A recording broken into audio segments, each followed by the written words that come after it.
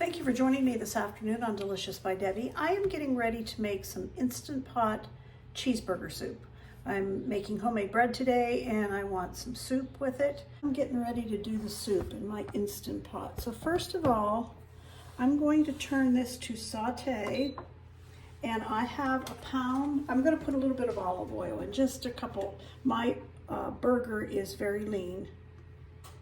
So I'm going to put a couple tablespoons of olive oil, and I have a pound of ground beef thawed. I'm going to put that in, saute that, and I have a little bit in a baggie that I had already cooked and had in the freezer, so I thawed it and I want to use it up too. So it's a little over a pound. So I'm going to let that get warmed up and saute that. I don't have a fresh onion. I'm going to use a couple tablespoons of my minced dried onion in here. I like it to cook with the burger. Okay, that's starting to saute. And I'm also going to put some minced dried garlic because since moving I haven't gotten fresh garlic or onion. So I'm going to put at least a teaspoon, maybe a little more garlic. Well, I think a teaspoon will be fine. I will put in the recipe the measurements for using a regular onion and fresh garlic.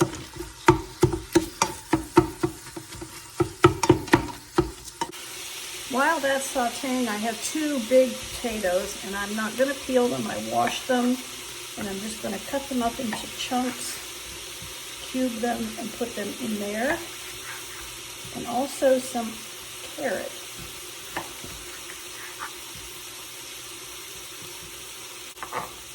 I'm just going to cube these up.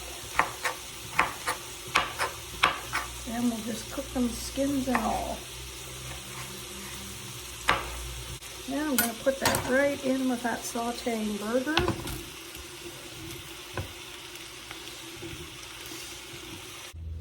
Okay, I also have a cup of baby carrots that I just chopped up. I'm going to put those in with the potatoes and the meat.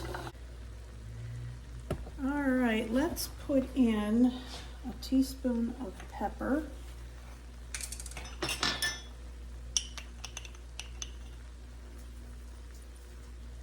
I like a little bit more.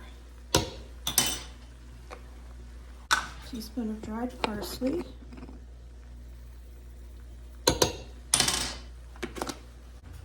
It's supposed to be 10 ounces of evaporated milk. I don't have any evaporated milk. I had a little bit of heavy whipping cream I wanted to use up and some half and half. So I'm doing the 10 ounces, which is what would be in a can of evaporated milk, 10 to 11 ounces. So I have 10 ounces here, and I'm going to put that in. And I have 3 cups of chicken broth that I made from chicken bouillon. So I'll put that in. I'm going to give this a good stir and make sure there's nothing on the bottom that's stuck from doing the meat, or I'll get a burn notice, and I don't want that.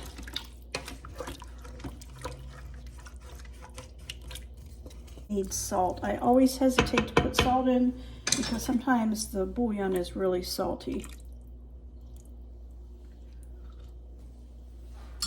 Definitely needs some salt. So I'll put a teaspoon of salt in and then stir it up and taste it and see if it needs a little more.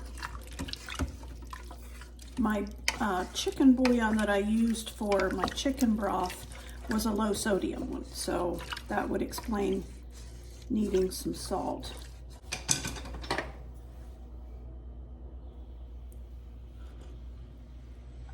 That's good.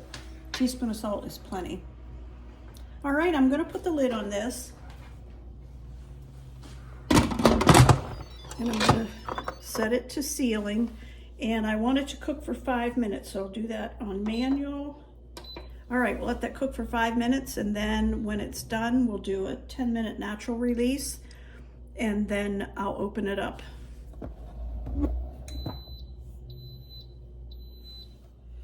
Okay, the soup is done in the Instant Pot, but now I need to add a couple more things. First of all, I buy this real bacon bits from Sam's Club, and I'm putting 1/2 cup of those in, and 2 cups of shredded cheddar cheese, and 1/2 cup of sour cream.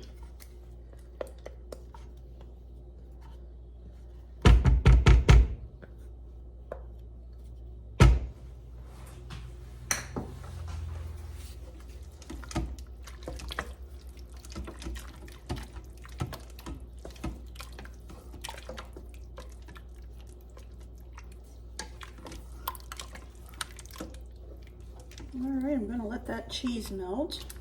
I'm gonna try some of this soup. This will be my lunch.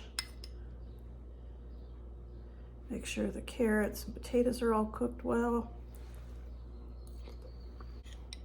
Everything is done really well and it tastes delicious. I hope you'll try this sometime. Even the kids like it.